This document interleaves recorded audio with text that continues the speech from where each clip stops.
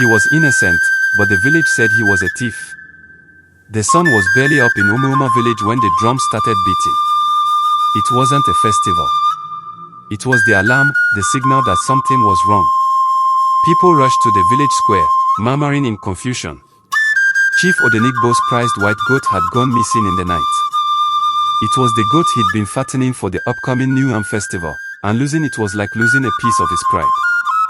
Standing in the middle of the crowd, his deep voice rang out. Whoever stole my goat has invited the curse of Amedioha upon himself.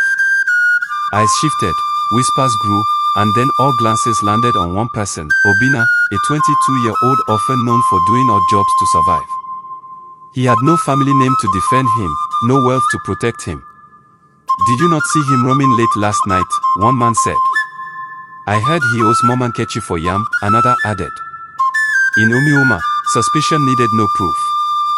Within minutes, Obinna was dragged before the elders. His protest meant nothing. The verdict, return the goat before sunset, or leave the village in shame. That night, Obinna sat outside his small mud hut, staring at the moon. He thought of running away, but his heart ached. He had grown up here, fetched water from the same stream, played in the same dusty streets. Now, they had turned on him like he was nothing. 3 days later, fate took a strange turn. Some children playing near the edge of the forest stumbled upon the missing goat, alive, tethered under a thick cluster of bushes. It wasn't alone, beside it lay a small sack of stolen cassava and dried fish. The tracks led back to a familiar compound, the home of Ikena, Chief Odenigbo's nephew. Known for his gambling habits, Ikena had planned to sell the goat in a nearby town to pay off his debts.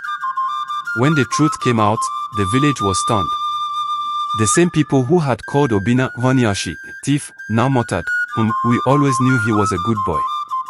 But Obinna didn't smile when they apologized. Standing in the square, he spoke quietly.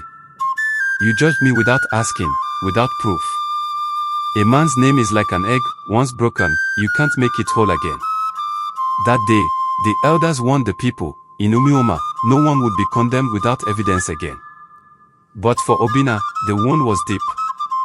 He went back to his small life, but he walked differently now, his steps slower, his eyes sharper.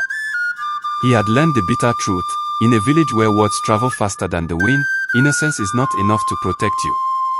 And though the drums of Umuoma would beat again for festivals and celebrations, Obinna would never forget the day they beat for him, and called him a thief.